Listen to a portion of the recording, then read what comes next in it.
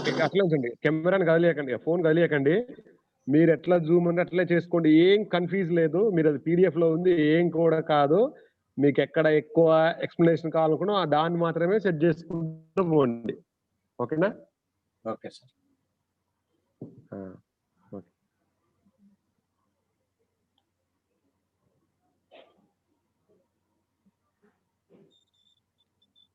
Sir లైవ్‌కి వచ్చేసిండు. Start చేయండి sir. Ready sir. Right. Good afternoon, students. We are discussing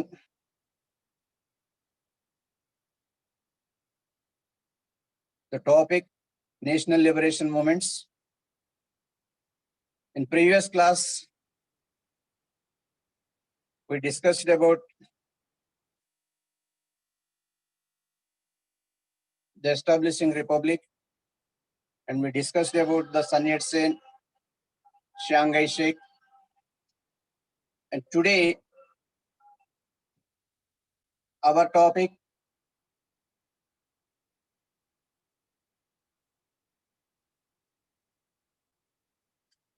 the rise of Communist Party of China.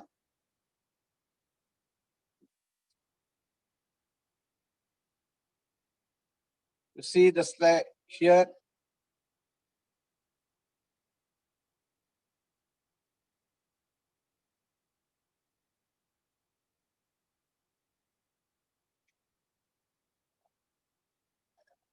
Right, students.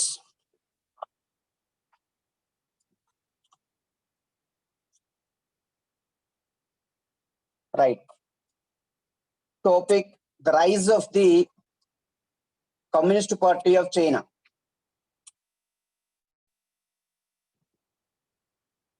Here, in our previous class, how the political system transformed into democratic form of government. In Middle Ages and even beginning of 20th century, the monarchical form of government, the monarchical form of government existed in China. After a long war fighting, the people could able to change the form of the government. Under the direction and guidance, the leadership of Sun Yat-sen, republic was established and the process of democracy has started. As a part, the National Assembly established and the power of the government transformed from monarchy to the National Assembly. It means the democratic form of the government, head of the state elected by the people. You know, republic means the head of the state must be elected by the people. Then only we call it as republic. So that process has started and the government is functioning. Even though some political uncertainty has been continuing, the party in power, Kuomintang, the chairman of the party and the head of the government, head of the state, Chiang Kai-shek, is continuing his role. What happened at this stage? At this stage, in the process of democracy, other political parties also established. And here, the political philosophy of political parties is different. So in the place of Kuomintang, the Communist Party of China came into existence. So at this moment, China was facing two crises, ecological crisis and socio-economic crisis. Ecological crisis means the deforestation, exhaustion of soil, floods, natural calamities. As a result, the ecological system in China has changed. And here, socio-economic crisis. What is the socio-economic crisis? In Chinese society, the tenant system, land tenure system has been continuing for centuries. This is the basic reason for the socio-economic crisis. So it has to be removed. So in the place of land tenure system, the new form of economic system has to be introduced. So the existing economic system has to be changed. So for that, different political parties having their different political ideology or philosophy. What is the philosophy of the existing government? It means the Kuomintang's government. The Kuomintang's government is favored towards the urbanization, towards the factory owners, and it is against the philosophy of communism, that is socialism. So the same party leader before Chiang Kai-shek, Sun Yat-sen ruled for some time. He has the philosophy of socialism. But here, after the death of Sun Yat-sen, who captured the power? Chiang Kai-shek. So he has changed the ideology of political party, Kuomintang. He is not interested to continue the same philosophy of Sun Yat-sen, same ideology of Sun Yat-sen. So he is against the socialism. So he tried to suppress the leaders within the Kuomintang party also. Here in Kuomintang party, two sections of the leaders, left-wing and right-wing leaders, are trying to dominate one another. And at last, Chiang Kai-shek had control over the political party and also the government. It means he captured the power both in the governance and in the party.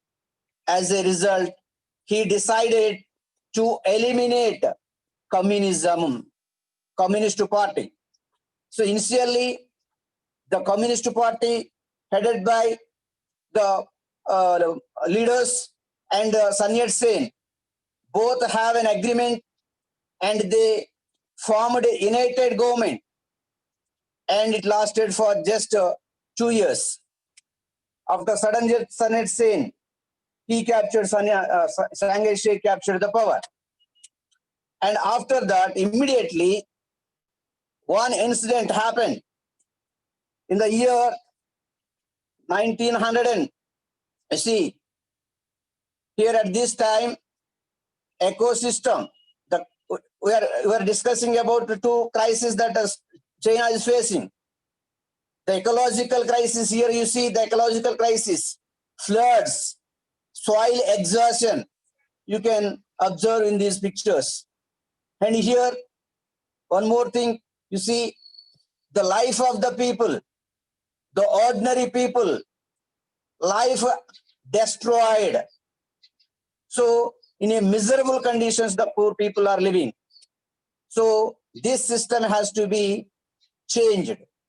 That's why the Communist Party, CCP, emerged as a political party with the support of Russia.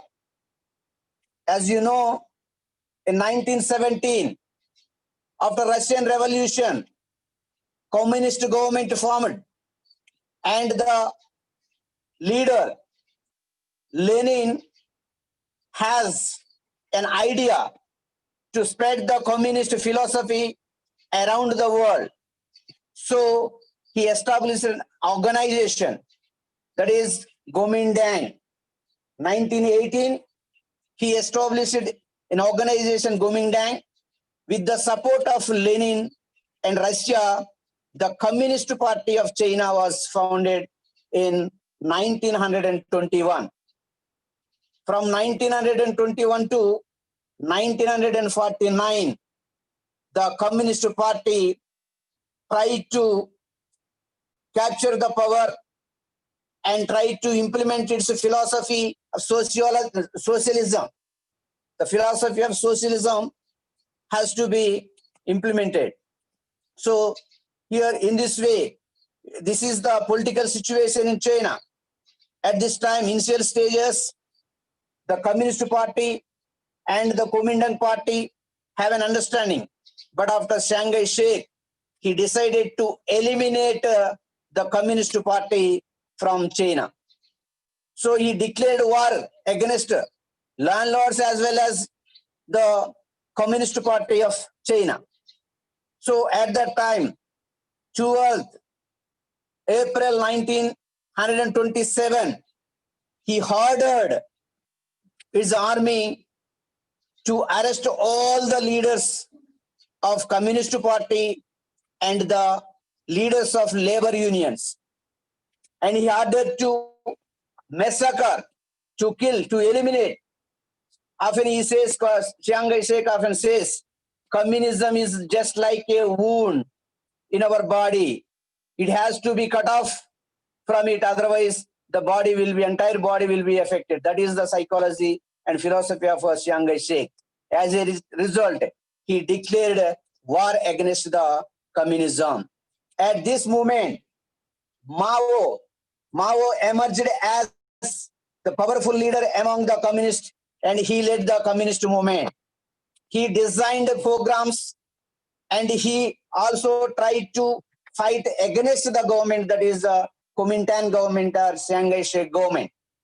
So he organized the Chinese peasants to fight for abolition of landlordism, and he built an army of peasants, and CCP won against the Kuomintang. He followed a radical approach from Jiangxi in the mountains. Students, remember this name, Jiangxi. This is the first base of Communist Party of China. From here, under the leadership of Mao, the Communist Party of China organizing and it is mobilizing the people, especially the peasants and the landless. And he had organized a peasants' council called as the Soviets, just like in Soviet Russia. What happened at the time of Russian Revolution? In the same way here also, Mao tried to organize the peasants as councils or societies, means it is the local governments. And here some other programs also initiated. Mao, the first program, confiscation and redistribution of land. It means occupying the excess land from the landlords and to redistribute the land among the landless peasants. This is one program. And another one, he has promoted a new marriage law. New marriage law also he, under his leadership, he tried to implement in areas where he had dominance. It means in Soviets. So here, what is the marriage, traditional marriage system? In the place of traditional marriage system, what was the traditional marriage system? That was polygamy. One superstition is there. What is polygamy? Having more than one wife or husband. So having more wives, it is a polygamy. So he decided to abolish the system. And also contract marriage system has been implementing, and it was also abolished. And in this way, the marriage system has changed. The law of marriage system has changed. And he simplified the diverse marriage, diverse process also. He simplified according to this new marriage law.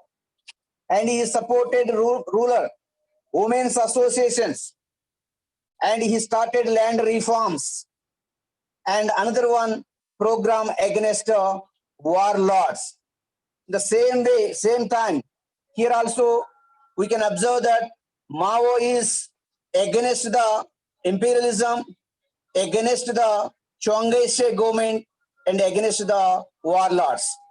So with the help of the rural people, with the help of the peasants, and he is trying to fight against these forces. And also he fought against the imperialism. Here you can see, here the mighty army of China, the national army, it is chasing the communists from China. At initial stages, the Communist Party had control and had base in cities and towns. And after Chiang Kai-shek came to power, he chased and he arrested and massacred all the communist leaders and cadres in cities and towns. As a result, they escaped from towns and they started living in remote places, in remote areas. And it is nothing but long march. It means to escape from the national army, which is suppressing the communist cadre and leaders. The Communist Party decided to leave from the towns and cities and have some bases in rural areas, so that it started, the communist cadre and the Communist Party leaders moved from Jiangxi to other new base. It is a difficult journey of 6,000 miles to Shaanxi. Here, the communist leaders changed their base to protect from the national army of Chiang Kai-shek. So from Jiangxi to Shaanxi, nearly 6,000 to 8,000 miles, they walked through jungles, through mountains, through grasslands. This way, very terrible conditions, they lived for some time. And here, he set up a new base in Henan, near Shaanxi. Henan mountain area is there, and they had a new base there, and it is the camp of the Communist Party of China under the leadership of Mao. He started guerrilla warfare against the nationalist army and landlords. It is, here you see, you know, children, you know very well about the Naxalites. Today also we are observing and we listen, sometimes we see on newspapers also. The police personnel encountered so-and-so place, so-and-so people. And what is this? Here, the Naxals are not among the people. They are not mingled with the people in villages. And they are not believing in democratic process. And they are not contesting in elections. So their philosophy is different, their ideology is different. So with the warfare only, we can capture the political power in the country. That is the philosophy of Naxalites. Here, in the case of Chinese Communist Party also, under the leadership of Mao, guerrilla warfare started against the nationalist army. So they escaped from the towns and nearby places, and they are hiding in forest areas and mountains. And it is a kind of warfare. So another thing guerrilla warfare means here, all of a sudden they attack the army, all of a sudden they attack the police personnel and took away all the arms and ammunition from the police forces. In this way, secretly they are trying to fight against the nationalist army and other enemies. Here you can clearly see the long march. Students, see both the pictures. Here, first one, right side, you see these colored, pink colored areas are under the control of Communist Party. The first here, you see the first one, Jiangxi. Here, Jiangxi is the first base. So from here, they are escaping. What is the meaning of long march here? Long march means here escaping from this base, from the base of Jiangxi. You see, they are moving towards the westwards. And here, not from the plain areas, not from the villages and towns. They are walking through the forest and mountains, and they have to cross the rivers and some areas. So unmanned areas, they are moving. It means they are escaping from the national army. So long march is nothing but escaping from the government forces, escaping from the nationalist army. So in this way, they walked for 6,000 miles. You see here, at last they reached from westwards to, and again north direction, they reached here Shaanxi.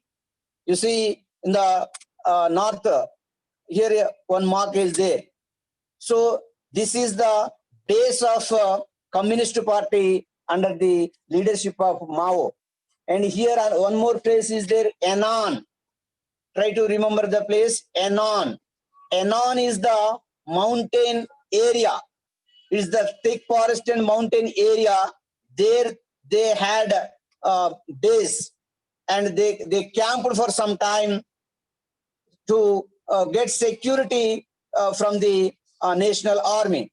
In this way, the communists are facing tough conditions, and they are facing a difficult position. They are not able to exist, and it is a struggle for existence for the Communist Party.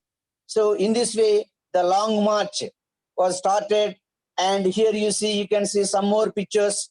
Here, these are the pictures of long march.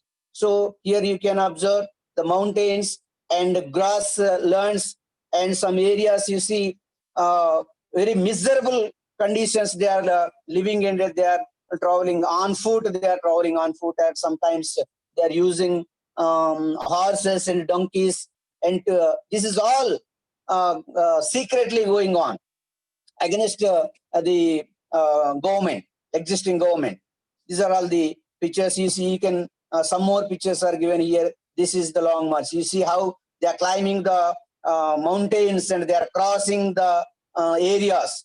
So how difficult it is, you see. This is the struggle that they have been fighting with the existing government and the National Army of China. So at this time, what happened?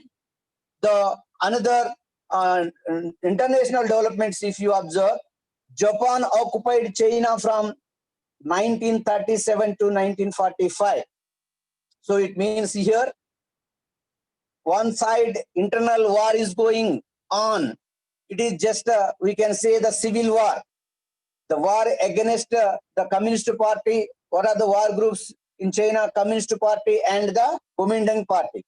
So the fighting of these two political parties, we can say as the civil war. So the civil war is going on within the country, and outside, if you observe, if you see the international developments, here Japan occupied China, and at this crucial juncture, it imposed a cruel military rule over China. So here you can see a sudden change in political system, or a sudden change in the ideas of the Kuomintang Party and the Communist Party of China. Here Communist Party and Kuomintang Party both joined to fight against the Japan's occupation. This is the change we can clearly observe at this time. Japan surrendered to America in 1945. So here the World War, it means the World War ended. The America captured all the areas which are under the control of Japan. So automatically the Japan surrendered to America at last 1945. The Japan occupations, the Japan position in China was covered, and they were thrown away from the China mainland. And again, fighting started between Kuomintang and Communist Party of China.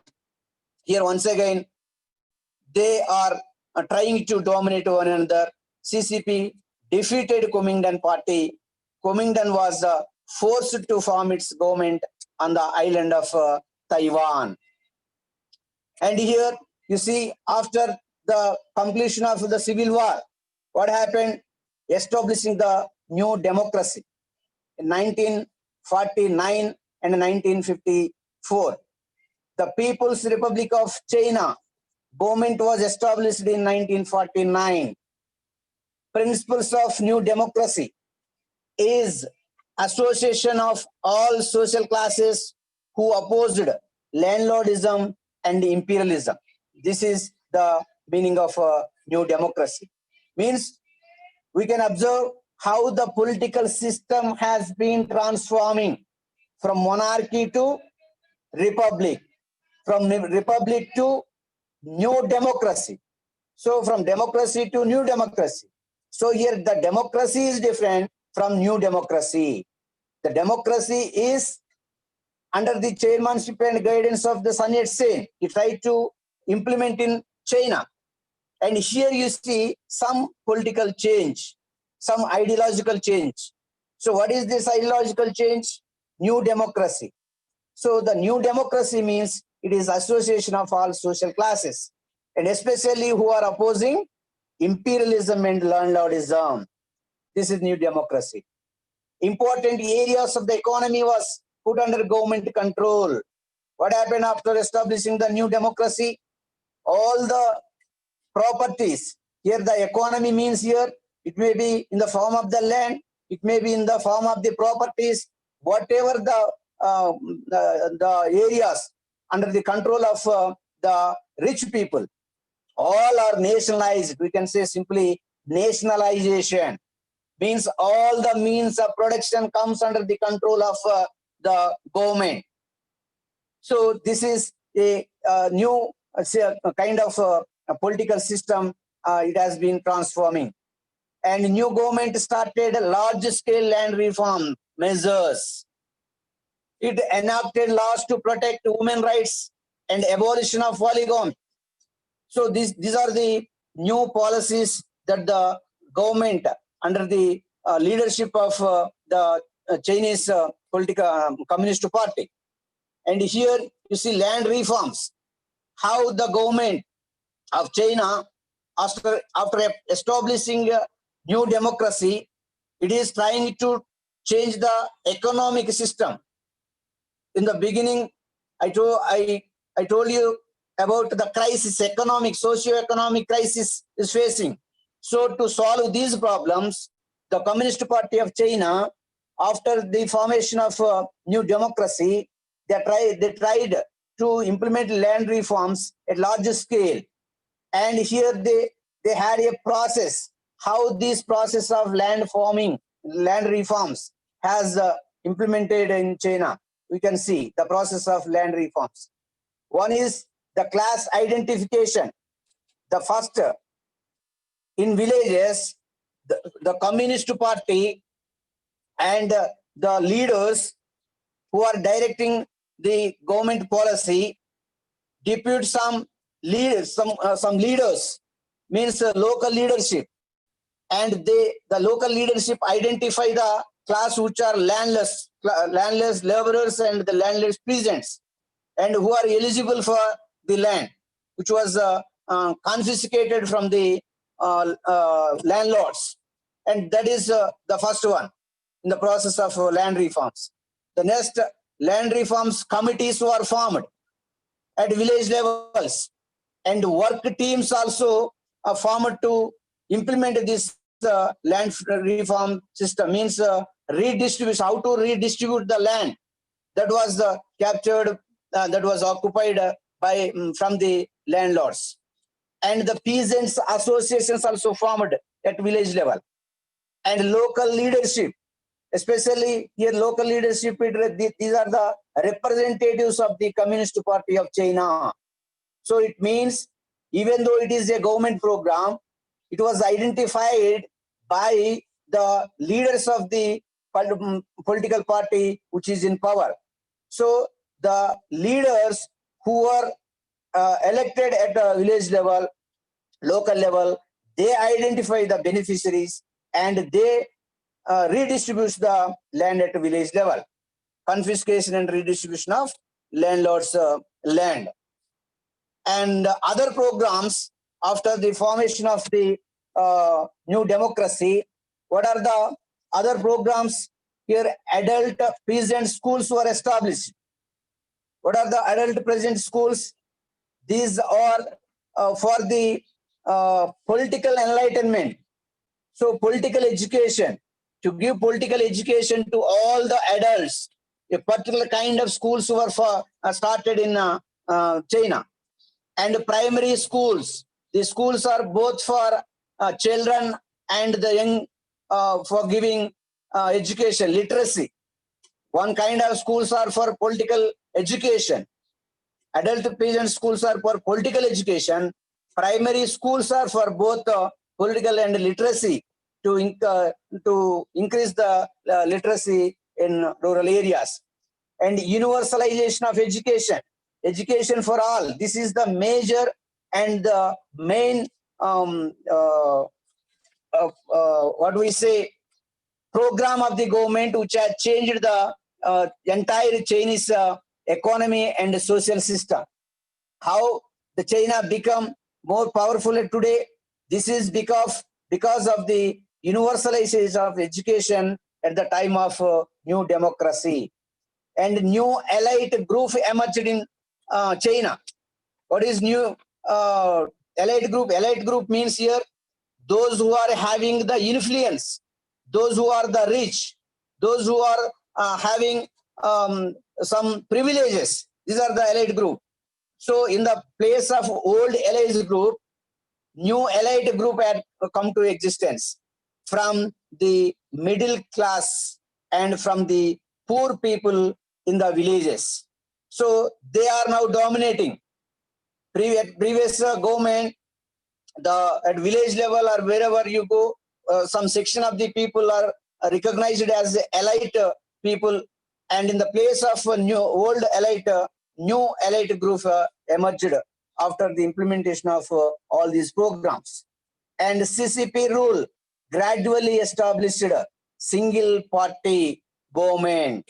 Here, at initial stages, the Communist Party also followed for some extent democratic process, conducting elections and forming the government. And in this way, after declaring China as the People's Republic of China, the Communist Party gradually established single party system, and all other parties were eliminated, and only the party, Communist Party of China, now it is in power.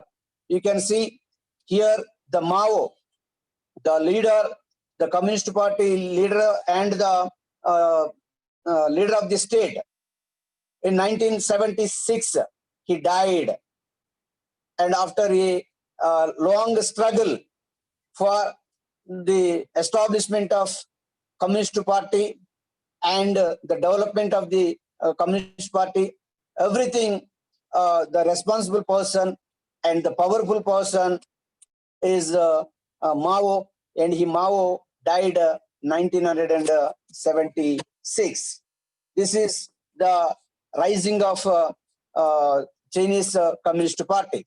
So here we can, what we understood, children, here the Communist Party is founded in 1921, and during this period from 1921 to 1949, the Communist Party approach has changed.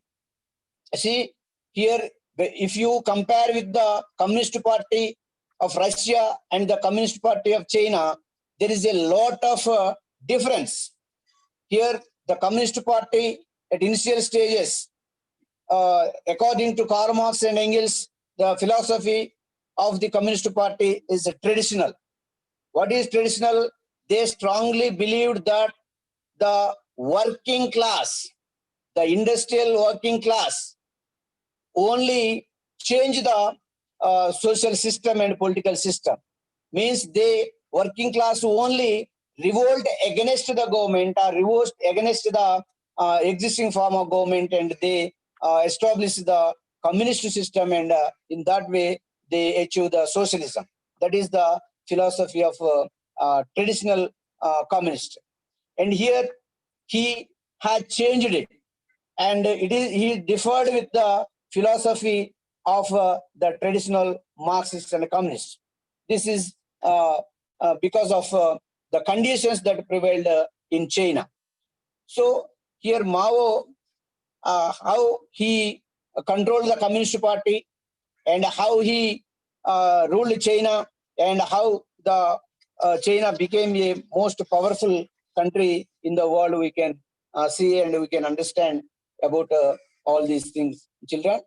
This is the about the our topic, rise of Chinese Communist Party. You can see, you can observe some more pictures here. You see, this is about the Communist Party. Is the symbol, and it is the flag of the Communist Party, and the Mao is the programs. Sir, conclude చేయండి. Sir. So here, children, try to remember the main basis of the Communist Party: Zhuangzi, Shaanxi, Henan, and Nanjing. These are the important basis for the Communist Party of China. Okay, children, with this, I complete this topic today. In the next class, we will discuss about another topic, that is Nigeria. Okay, sir.